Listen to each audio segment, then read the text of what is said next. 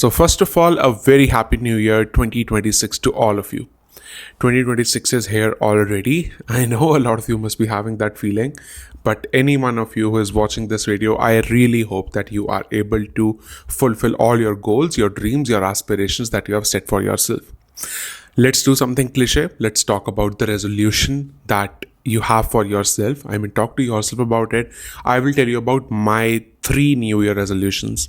The first one is I'm going to post a minimum of 50 videos on this YouTube channel. This is going to be the first one for 2026. Woohoo! Second, I'm going to fix my back pain. I've decided 2026 is going to be the last year that I have a back pain. It might involve me going to physiotherapists and paying them $100 per visit because physiotherapy is very expensive outside of India. And second, stretching, exercises, whatever, I'm going to make sure that I do that. And 3, 2026, I am going to help at least 50 students get into their dream university, get scholarships from those universities, and most importantly, help them land their dream job, whatever they want to land. And how you can be a part of that cohort of 50 people, we will talk about it by the end of this video. But for now, let me talk about my predictions for international students, what is going to work out, what is going to not work out in 2026. If you are someone who is planning to study abroad in 2026, this is a very important video. So let us begin with the discussion.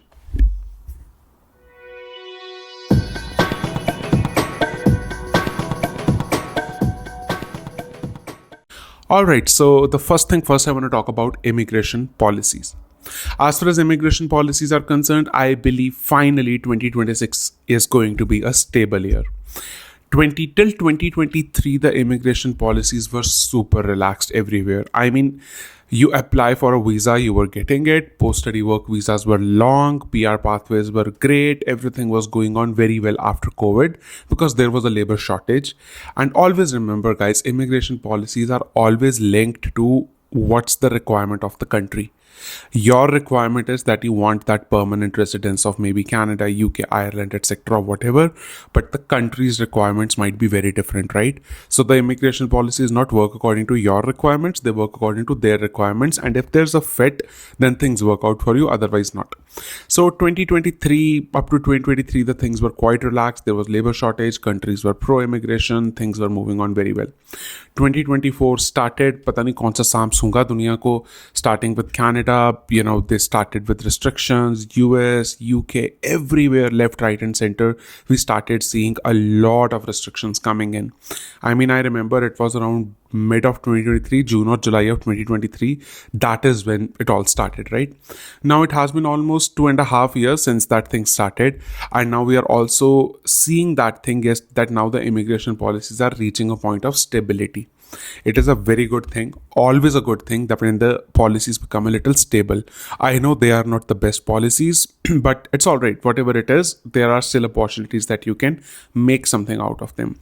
So yes, for sure, you will not be seeing a lot of major immigration changes happening in any of the countries, although things will get stricter in terms of the bogus universities and the kind of frauds that exist. I call them white collar frauds. Like there are a lot of universities that are doing white collar fraud with a lot of students, international students specifically. So the countries will start tightening that thing. For example, recently in Germany, there was a huge crackdown on this university, IU School of Applied Sciences or something.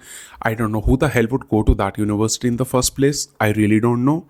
Second thing, there were students who went there on hybrid programs and stuff. The government was like that, okay, we are not going to consider them as full-time programs. So the post-study work rights, gone, absolutely gone. I don't think there's anything wrong in the government doing that because honestly, it was bogus in the first place. It was absolutely rubbish in the first place. So if that is happening, not an issue, right?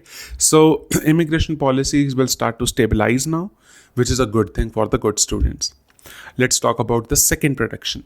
The second prediction is that the job market, I don't think, is going to get better than what it was in 2025. Because if you are hoping that, 2026 will be a different year, 27 will be a different year, no. I really think this is the new job market. This is how it is going to be. This is how it is going to stay. Yes, by 2027, 2028, when people become okay with this thing, people will start finding out new ways to just survive. But is the old job market of 21 22 coming back? Forget it. That job market was a once in a century time when the interest rates were the lowest. There was so much money being printed, all that money was being invested into corporations, and they were being forced to hire people. That is what was happening till the time we don't see another pandemic, which I really hope we do not, touch wood. Until the time we do not, enter that zero interest rate environment or something of that sort, which is also something not possible looking at how high inflation is everywhere.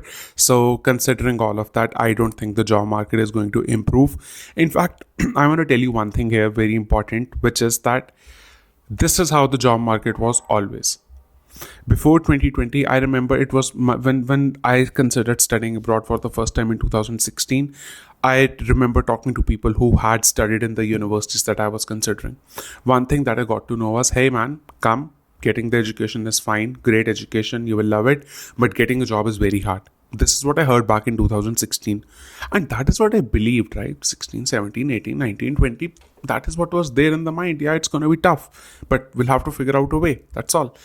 22, 23 things were a little different for sure. Absolutely different. Landing the first job was quite easy in those 2 years, 21, 22, 23, but not anymore. And is there any reason, logical, sensible, economical, ethical, any reason that the job market will get better? No, it is pretty much going to stay how you are seeing it right now. The answer does not lie in timing the market. The answer lies in building your own unique and creative strategies to land a job. Now, at times, students ask me in the consultation. In fact, every day I get asked this question. Sir, I have watched videos on YouTube that UK में तो jobs ही नहीं है. On the screen right now, you are seeing screenshots of this. Screenshot is 3rd of January 2025. No, 2nd of January 2025, sorry. So, how many job postings are there, let's say, for a software engineer in the UK? How many job postings, let's say, for people in supply chain? How many job postings for, let's say, people in finance? How many job postings for people in accounting? The numbers are in thousands. And I'm not just gonna, for the purpose of time, to save the time, I'm just showing you the screenshots for UK. Go and look out for any other country. You will see thousands of job opportunities. And I want to tell you one thing. This number that you're seeing right now in January, this is the lowest number because the companies are not hiring in November and December. These numbers will be at least double in 4 to 5 months. That is when the hiring season actually begins in the West, because right now it's holidays over, planning, strategizing, and then companies start hiring in April and May. So all in all, the simple point that I want to make here is that job opportunities do exist, but the way you find a job has changed dramatically, and if you are able to understand this nuance, you will be fine. These thousands job opportunities that are there, the problem is each one of them is getting 500 applications. Out of these 500 applications, 480 are irrelevant. That is also another point. Only 20 or 25 people are relevant to this particular job posting that are applying for this particular job role. Now, in order to be in those 20, the ones that are competitive, the way you apply has to change. If you feel that applying on Indeed and applying on LinkedIn will get you a job, bhul jao bhai, bhul jao, bilkul forget it. That is not how you will be able to land a job. How job markets work in the West absolutely depend upon connections, relations, networking. अभी से आज से ही networking शुरू कर दो. पहले mood बना लो, course कौन सा करना है, यूनिवर्सिटी कौन सी जानी है, अप्लाई कर दिया, एडमिशन आ गई, कंफर्म हो गया. अब नेटवर्किंग शुरू कर दो. नेटवर्किंग से ही जॉब लगेगी, ऐसे जॉब नहीं लगेगी. That's 2. Third, as like my third prediction, I'm done with the second one. The third prediction is the course choice is going to matter more than anything now. Stop pursuing business analytics, data analytics. भाई मेरे हाथ जुड़ गए, बस कर दो.